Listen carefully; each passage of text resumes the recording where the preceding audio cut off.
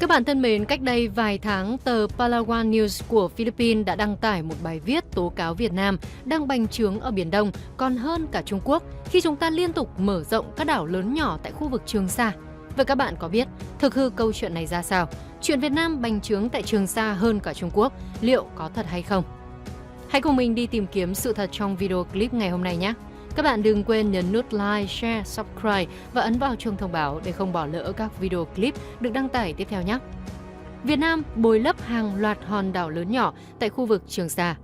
Các bạn biết không, trong một bài viết được trích dẫn từ sáng kiến minh bạch hàng hải châu Á, AMTI cho biết Việt Nam chúng ta đã mở rộng tới 420 ha diện tích đất tại các đảo ở Trường Sa. Trong đó chúng ta đã nâng cấp diện tích đảo Nam Yết lên gấp 4 lần bình thường và sắp sửa xây dựng thêm một cảng biển siêu to khổng lồ chứa được cả một con tàu to tận 2.000 tấn. Chúng ta đang tham vọng biến hòn đảo bé tí tẹo này trở thành một thành phố biển rộng tận 300 ha trong vòng 2 năm tới đây. Mà còn chưa hết đâu nhá. Trang tin này còn chỉ thẳng mặt Việt Nam và bảo rằng chúng ta cũng đang có âm mưu tương tự tại hòn đảo Sơn Ca trực thuộc Trường Sa. Chỉ trong vòng 7 tháng của năm 2022, chúng ta đã mở rộng diện tích của nó lên gấp 3 lần bình thường. Riêng vùng đất liền nằm ở đảo sẽ tăng diện tích lên gấp 7 lần trước đó sau khi được bồi lấp từ năm 2023 đến năm 2024. Theo như tính toán của Việt Nam thì đảo Sơn Ca sẽ được biến đổi thành một tiền đồn mới với đầy đủ cảng biển, trung tâm huấn luyện quân sự, các khu vực chức năng phục vụ cho quân đội, trạm radar và vô số những căn nhà dân sự có quy mô khác nhau. Vậy họ còn nói gì nữa không nè? Vâng, còn có các bạn ạ. Cũng như là AMTI thì chuyện nguy to nhất là Việt Nam chúng ta đã và đang tăng diện tích của hòn đảo Phan Vinh lên gấp 13 lần bình thường chỉ trong vòng 2 năm qua. Nhưng lòng tham của Việt Nam là vô đáy, nên đâu chỉ dừng lại ở đó. Theo như phần đất rộng lộ ra thì thủy triều rút xuống ở đảo Phan Vinh thì Việt Nam có thể mở rộng diện tích của nó lên gấp 30 lần trước kia vào năm 2027. Là chơi, nghe qua là muốn xây sẩm mặt mày luôn. Nhưng có lẽ các bạn sẽ càng choáng váng hơn khi hay tin rằng ngoài 3 hòn đảo kể trên thì Việt Nam ta cũng đang tăng cường bồi lấp tất cả các hòn đảo lớn nhỏ khác tại Trường Sa. Tổng diện tích bồi lấp của chúng trong năm 2022 được tính toán lên đến 170 ha, nghĩa là lớn gấp 240 lần một sân bóng đá 11 người. Mặc dù Việt Nam đang có những động thái rầm rộ như thế, nhưng chúng ta lúc nào cũng tỏ ra không hề làm gì tại khu vực tranh chấp ấy. Thậm chí là ngay cả khi Trung tâm Nghiên cứu Chiến lược và Quốc tế tại Washington gửi một thông cáo cho Đại sứ quán Việt Nam thì chúng ta cũng chả thèm phản hồi hay là đói hoài gì tới luôn. Để rồi trong một số tuyên bố được đăng tải trên kênh truyền thông chính thống khác thì Việt Nam chúng ta lại trả lời một cách lấp liếm rằng tất cả những hành động tại Trường Sa chỉ là đang bồi lấp các đảo để chống sạt lở vào mùa mưa bão mà thôi. Ngoài ra thì mấy chuyện bồi lấp vừa kể trên chỉ được dùng để phục vụ cho mục đích nghiên cứu hàng hải và động vật thôi, chứ làm gì mà căng. Thậm chí là tờ báo này còn dẫn lời một số giáo sư chuyên ngành chính trị Đông Nam Á tại phương Tây để khẳng định rằng Việt Nam chúng ta luôn tỏ ra đáng thương như là người bị hại tại Biển Đông.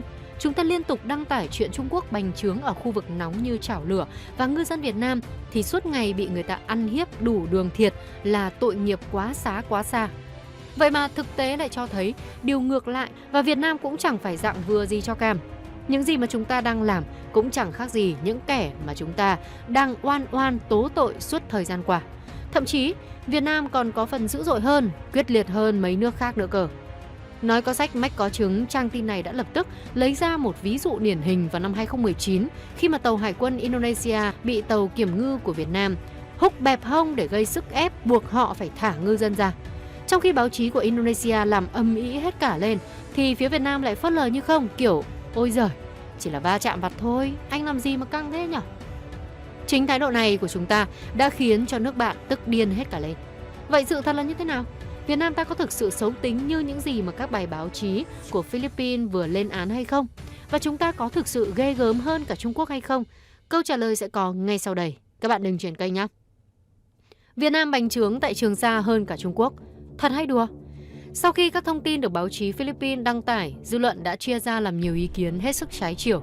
Có người ủng hộ, nhưng cũng có kẻ lại nhân cơ hội đả kích Việt Nam không tiếc lời. Giời, tưởng tốt đẹp thế nào, hóa ra cũng xấu tính xấu nết như ai kia thì tố với chả cáo cái nỗi gì. Cơ mà về phía mình ấy thì mình thấy cái chuyện Việt Nam bồi đắp các đảo lớn nhỏ ở Trường Sa chả có gì sai cả. Đơn giản là vì đảo của mình thì mình bồi đắp thôi, chứ việc gì đến ai mà phải rén nhỉ? Philippines và tất cả các nước khác nên nhớ rằng là Việt Nam hoàn toàn có đầy đủ chủ quyền tại quần đảo Trường Sa và Hoàng Sa.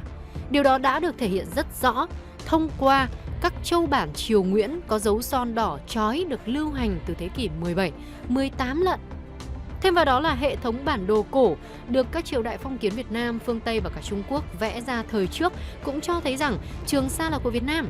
Hay như là trong thời kỳ hiện đại thì cũng có rất nhiều hình ảnh và hiện vật cho thấy Hải quân Nhân dân Việt Nam đã từng đến Trường Sa giải phóng và tiếp quản các hòn đảo tại đây.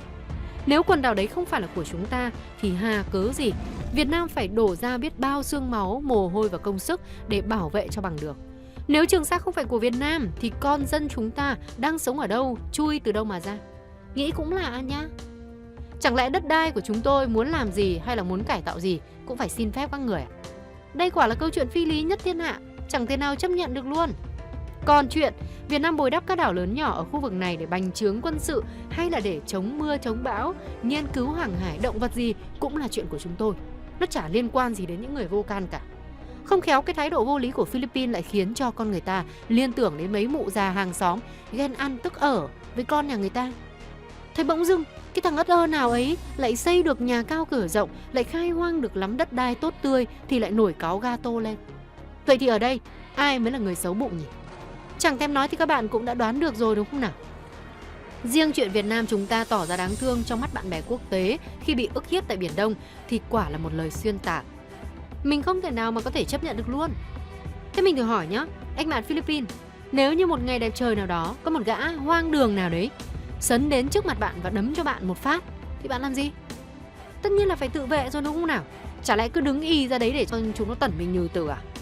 Vâng, thì Việt Nam chúng tôi cũng thế thôi. Chúng tôi cũng phải biết tự vệ, cũng phải biết bảo vệ mình và dân chúng của nước mình chứ. Chẳng phải bài báo được đăng tải cũng nói rằng Việt Nam tấn công tàu hải quân của Indonesia để yêu cầu thả ngư dân của chúng tôi ra hay sao? Vậy thì đó gọi là bảo vệ chính đáng, không để con dân của người Việt bị ức hiếp, bị cầm tù một cách vô lý khi đang khai thác vùng lãnh hải của nước mình, chứ hung hăng ở chỗ nào đâu.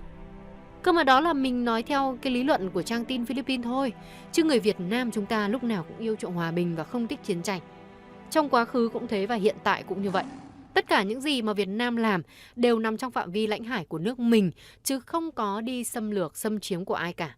Tất cả những gì mà Việt Nam chúng tôi đang thực hiện đều tuân theo luật pháp quốc tế nên chẳng có nghĩa vụ phải giải thích hay trình bày với bất kỳ ai.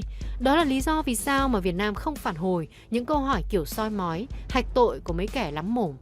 Mình nói thế có chuẩn không các bạn nhỉ? Nếu mà chuẩn thì chẳng vào tay.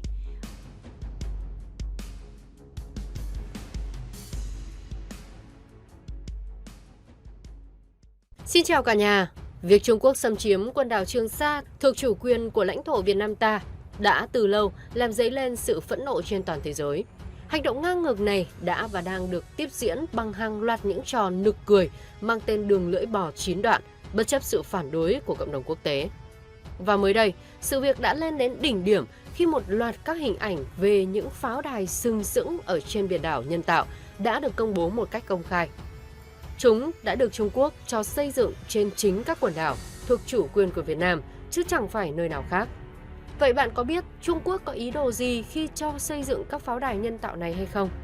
Họ đã quân sự hóa quần đảo Trường Sa bằng các pháo đài rắn này ra sao và gây ra ảnh hưởng nghiêm trọng như thế nào đến một quốc gia anh hào như Việt Nam chủ nghĩa?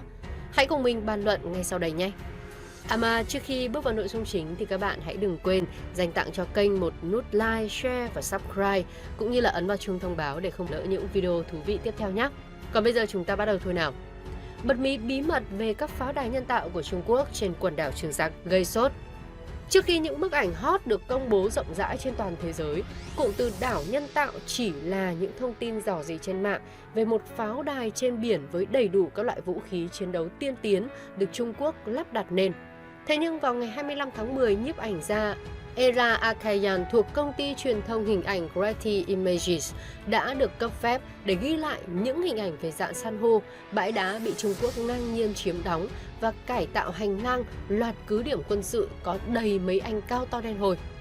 Cụ thể hơn là bên trong các bức ảnh được công bố cho thấy Trung Quốc đã biến rạn san hô và bãi đá của Trường Sa thành một pháo đài quân sự tiên tiến đúng nghĩa đen, với hàng loạt sân bay, đường băng, trạm radar, các tòa hành chính cao tầng, sân bóng và thậm chí là hầm chứa tên lửa đang được đặt trong vòng nghi vấn.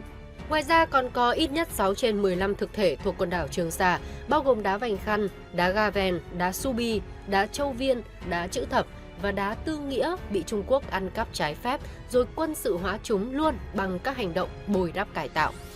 Theo lời của Đô đốc John Aquilino, Tư lệnh Bộ Chỉ huy Ấn Độ Dương-Thái Bình Dương của Hoa Kỳ cho biết, Trung Quốc đã hoàn thành 100% chiến dịch quân sự hóa trên ít nhất 3 thực thể đang bị chiếm đóng để tạo nên các pháo đài nhân tạo. Quả là cái gã bố láo này đã vin vào cớ chủ quyền lịch sử hết sức nực cười của mình để tự xây dựng nên những căn cứ quân sự trên các đảo nhân tạo, những thực thể mà đáng lẽ ra thuộc quyền sở hữu hợp pháp của đất nước Việt Nam chúng ta. Quả là cách hành xử của chúng chả khác gì những tên điền chủ ác ôn thời phong kiến cứ nhăm nhe cướp hết ruộng đất của dân lành. Chúng thậm chí còn trắng trợn trục lợi từ chính mồ hôi công sức của dân đen, giống hệt như những tên cướp cạn giữa ban ngày ban.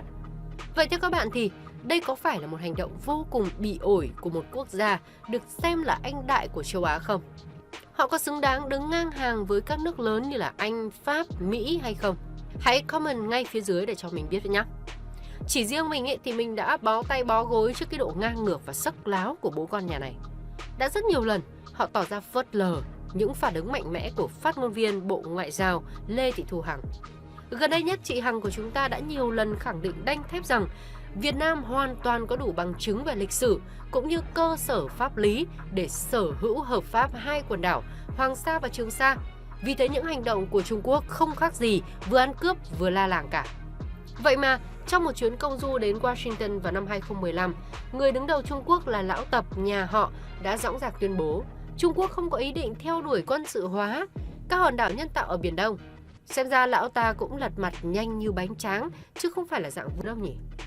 Cơ mà tạm gác qua chuyện đó, mình sẽ nói cho các bạn biết lý do vì sao các pháo đài nhân tạo của Trung Quốc lại khiến cho cộng đồng quốc tế sôi sục đến thế. Nào, let's go! Vì sao các pháo đài đảo nhân tạo lại khiến cho người ta phẫn nộ đến thế? Theo như thông tin bức hình được đăng tải, có thể dễ dàng thấy được rằng ý đồ quân sự công khai của Trung Quốc khi hàng loạt máy bay KG-500, một trong những vũ khí hạng nặng và nguy hiểm nhất thế giới, đã xuất hiện tại các pháo đài sừng sững. Thậm chí là gần bờ biển của các đảo nhân tạo còn hiện hữu hàng loạt chiến thần là các tàu tấn công nhanh Tai-22 được lắp vũ khí chống hạm tân tiến EG-83 sẵn sàng hạ gục bất cứ đối tượng nào bén mảng đến gần khu vực. Còn trên các đảo nhân tạo khác, các hàng xóm xảo quyệt của chúng ta sở hữu cả những chiếc đĩa quân sự radar nhằm dò la tung tích của các mục tiêu lọt vào tầm ngắm pháo đài trên biển.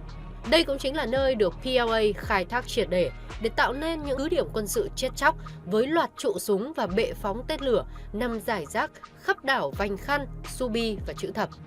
Hơn nữa, độ hoàn thiện của các pháo đài đảo nhân tạo còn được củng cố hơn thông qua hệ thống sân bóng và khu nhà ở tập thể của quân nhân Trung Quốc.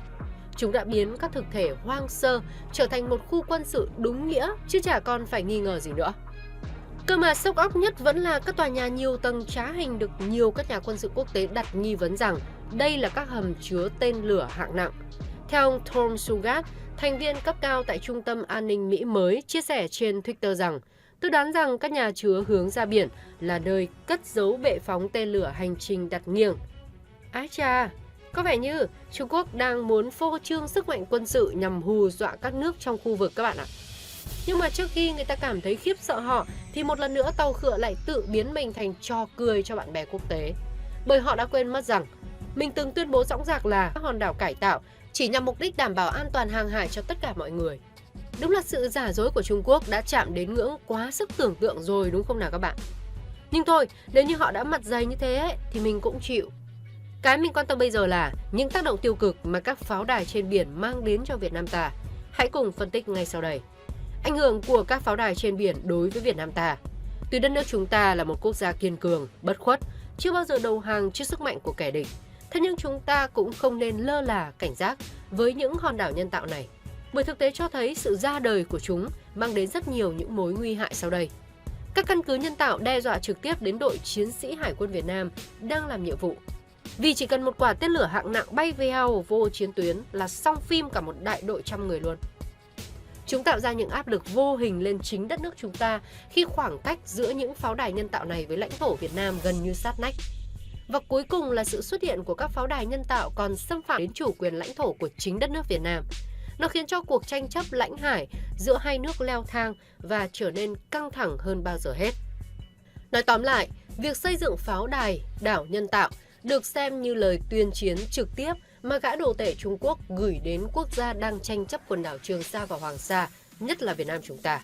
Theo mình thì hành động này cực kỳ đáng lên án khi mà họ đã ngang nhiên khẳng định quyền quản lý nực cười của mình tại khu vực đáng lý ra phải thuộc về con Hồng cháu Lạc. Vậy còn bạn nghĩ sao về những việc làm khó coi của gã bố láo này? Hành động của họ có xứng đáng nhận được cơn mưa gạch đá từ cộng đồng quốc tế hay không? Hãy để lại bình luận bên dưới video nhé! Còn bây giờ thì video cũng đã hết rồi. Nếu như các bạn thấy hay và bổ ích, hãy tặng cho mình một like, share và subscribe nhé! Xin chào và hẹn gặp lại cả nhà yêu trong video tiếp theo.